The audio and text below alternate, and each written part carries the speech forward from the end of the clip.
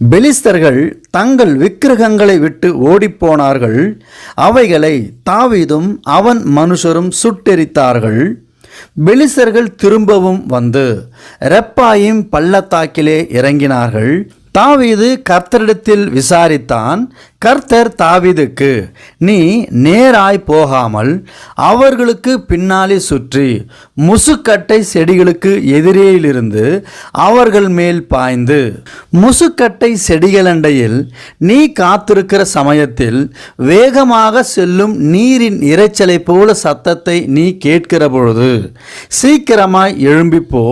அப்பொழுது பெலிஸ்தரின் பாளையத்தை முறியடிக்க கர்த்தர் உனக்கு முன்பாக புறப்பட்டிருப்பார் என்றார்.